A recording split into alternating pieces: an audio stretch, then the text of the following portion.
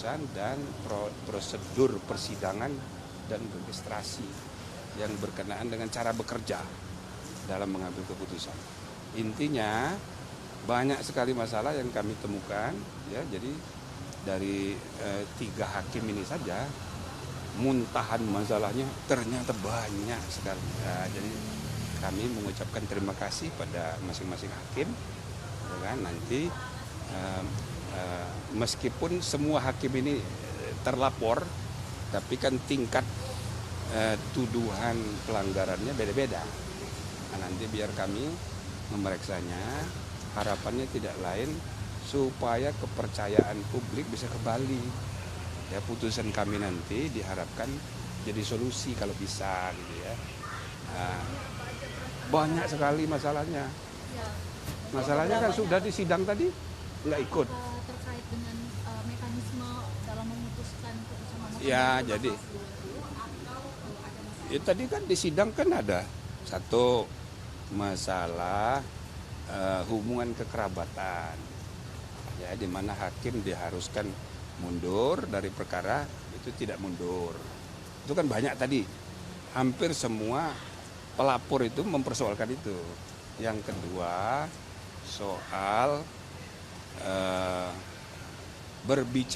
hakim berbicara di depan publik, ya, mengenai isu yang sedang ditangani atau mengenai hal-hal yang diduga berkaitan dengan substansi perkara, nah, gitu loh, ya kan? Padahal patut diduga bahwa ini ada kaitan paling tidak dalam persepsi publik. Nah, ini yang kedua, ya kan, yang dipersoalkan orang sebagai masalah kode etik. Yang ketiga itu ada hakim yang saking kesel, ya kan, mengungkapkan kemarahannya ke publik. Lah, ini kan masalah internal hakim, kok diumbar keluar. Nah, ini masalah juga. Nah, lalu ada lagi hakim yang menulis dissenting opinion, tapi bukan substansi ide yang dituliskan, tapi ya ekspresi kemarahan. Nah, ini kan jadi masalah juga. Nah, itu sudah berapa tuh? 4.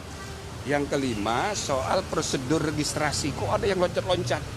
Nah, itu dipersoalkan, ya kan?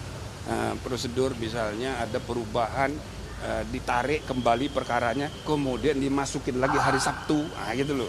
Jadi ini yang teknis-teknis begitu. Tapi ini kan ada kaitan dengan motif etika, motif kepemimpinan, motif good governance. Nah, ada lagi yang mempersoalkan kok MK ini lambat sekali dibentuk. Nah, ini misalnya Ziko tadi, ya kan? Dulu sudah ada Dewan Etik, sudah tidak ada lagi setelah undang-undang baru. Lalu dia menyampaikan laporan, harusnya ditindaklanjuti oleh MK, tapi dia bayarin berbulan-bulan, ya kan? Nah, itu juga persoalkan juga sebagai masalah kode etik. Jadi sudah 6. Nah, ada lagi, apalagi tadi satu lagi. Jadi semua itu tercermin dalam isi laporan. Nah, jadi kami sesudah nanti selesai dengan semua pelapor hari Jumat, ya, mudah-mudahan sampai Kamis pun 9 hakim semuanya sudah kami dengarkan. Nanti baru kami akan rapat bertiga untuk menentukan bagaimana kira-kira putusan terbaik dari Majelis Kehormatan. masalah yang dari pelapor, kalau yang di-spill dari 3 hakim kan katanya 3. Oh ya banyak, tapi ya nggak bisa saya kemukakan. Makanya sidangnya tertutup. Terkait dengan nanti hasil-hasil itu kan masih nanti akan dibicarakan. Ya. Opsi-opsinya apa saja? Seperti tadi sudah disebutkan. Loh, kalau apa opsi itu maksudnya? Opsi itu apa? Oh, ini nggak sabar dia mau cepet-cepet putusan. Kalau di PMK itu kan jelas sanksi 3 macam: teguran, peringatan, pemberhentian. Nah, pemberhentian itu kalau eksplisit disebut pemberhentian dengan tidak hormat. Tapi kan ada juga pemberhentian dengan hormat. Ada juga pemberhentian bukan sebagai anggota tapi sebagai ketua, misalnya begitu. Peringatan ada yang ya tidak diuraikan, tapi kan variasinya bisa banyak. Peringatan biasa, bisa juga peringatan keras, bisa juga peringatan sangat keras, bisa aja. Jadi itu tidak ditentukan di dalam PMK, tapi variasinya mungkin itu. Nah yang paling ringan itu teguran, ya kan, lisan, teguran tertulis, misal nih, teguran disampaikan secara lisan bersamaan dengan penyampaian putusan. Jadi nggak perlu lagi surat khusus. Tapi bisa juga teguran dengan surat khusus. Surat khusus memberi teguran tapi dilampiri putusan. Jadi walhasil ya ada 3 itu tapi variasinya bisa banyak. Jadi teguran, peringatan, pemberhentian. Variasinya tunggu aja nanti. Ya, jadi itu nanti kreativitas MK-MK. Kira-kira ini baiknya bagaimana ini. Tapi kalau misalnya tidak terbukti, rehabilitasi. Jadi kan 99 ini kena dilaporkan semua nih. Ya mungkin ada di antara 9 itu direhabilitasi. Ini orang baik. Nah, kita akan sebut itu. Misalnya dari wartawan, oh ini yang paling baik ini namanya Ana, misalnya gitu. Kita puji nanti.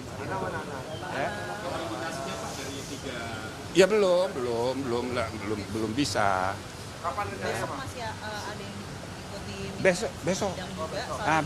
Besok itu pelapornya itu grupnya siapa namanya?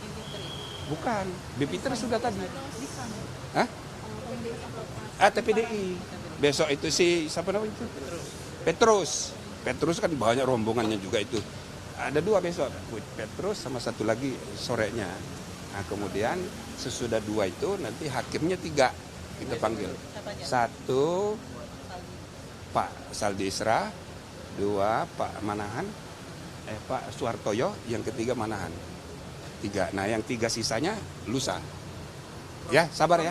Kan soal concurring from ini kan juga banyak yang mempersoalkan bahwa itu seharusnya dihitung dissenting. Apakah itu juga tadi jadi materi yang diklarifikasi di sini? Ya pasti kita tanyain dan sudah dia jawab.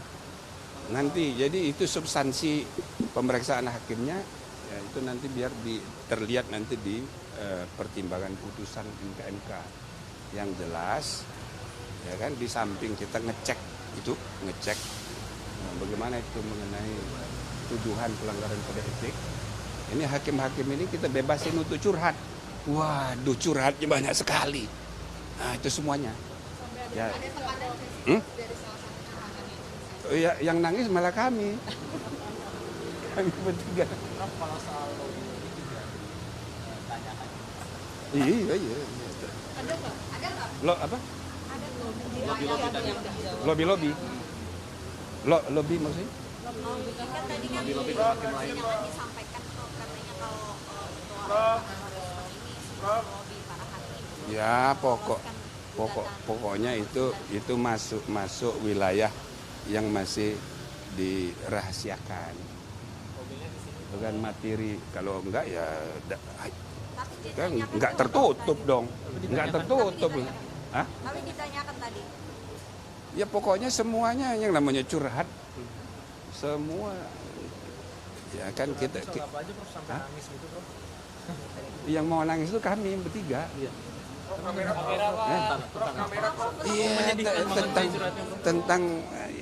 tentang ya jadi gitu ya. Jadi kira-kira putusannya itu nanti tunggu aja. Kan ini baru 2 hari, 3 hari. Sabarlah. Apa jaminan dari MK bahwa putusan nantinya ini tidak ada? Nggak bisa, nggak mungkin saya menjamin. Ini juga putusannya kan belum juga. Karena terlapor ini ada hubungan kekerabatan dengan presiden. Itu salah satu isu. Kan ada 6 atau 7 isu. Banyak. MKMK memastikan bahwa netral, independen dan Itu yang sedang kita nilai.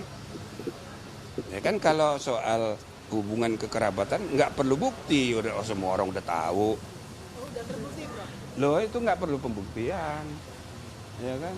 Ya, kelihatan dari fotokopi apa itu? Foto perkawinan. Sudah jelas. Dan itu untuk pengetahuan umum begitu nggak perlu pembuktian. Berarti putusan MK ini dapat dijamin akan berlaku independen dan Enggak perlu, nggak ada jaminan.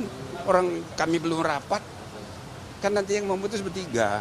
Ini kan baru tanya saya nih. Jadi saya hanya menjelaskan prosesnya.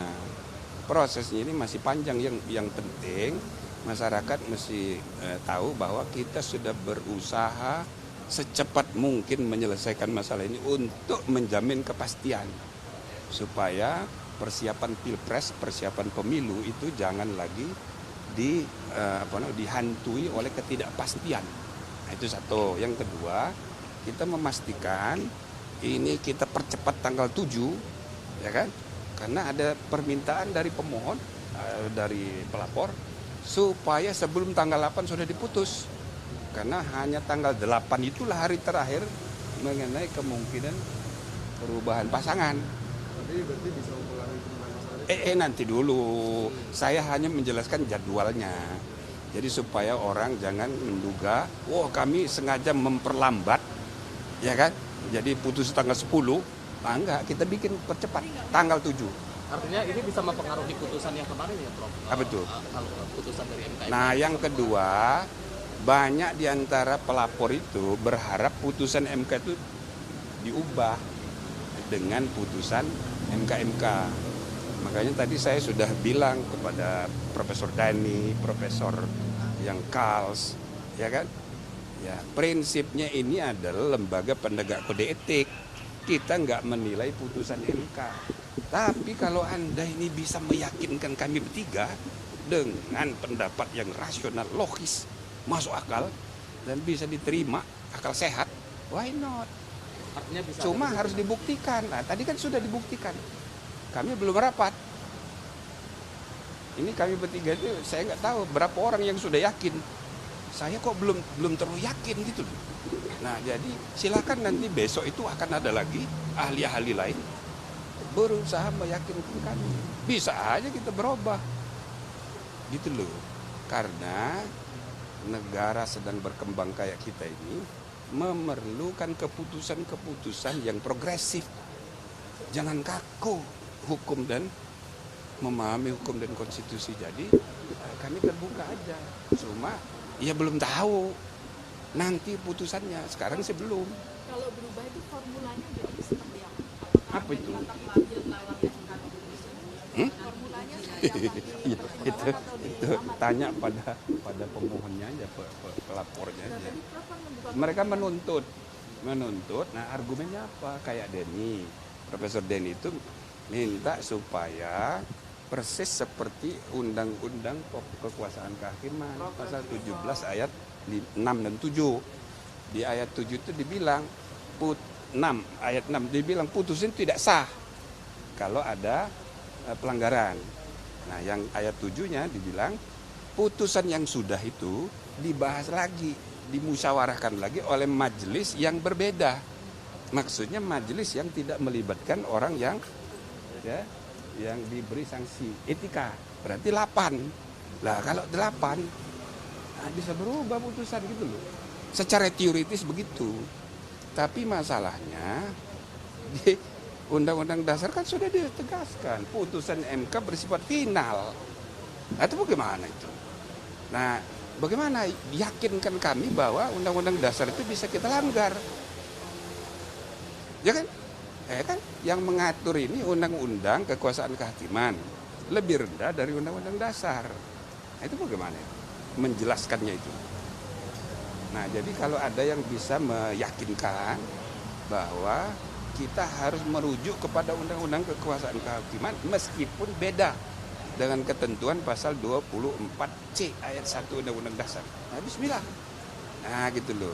Jadi sepanjang yang sudah dijelaskan hari ini baik oleh Kals maupun oleh Profesor Denny dan juga tadi Ziko, ada satu lagi LBH Yusuf.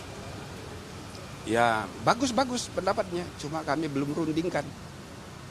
Ya kan? Misalnya saya yakin, yang dua lagi belum tentu yakin. Itu loh. Jadi sabar. Ya, gitu ya. Ya Pak, terima Oh, oke, terima kasih ya. Terima kasih, Prof. Ya sini Pak, sebentar. Oke, terus.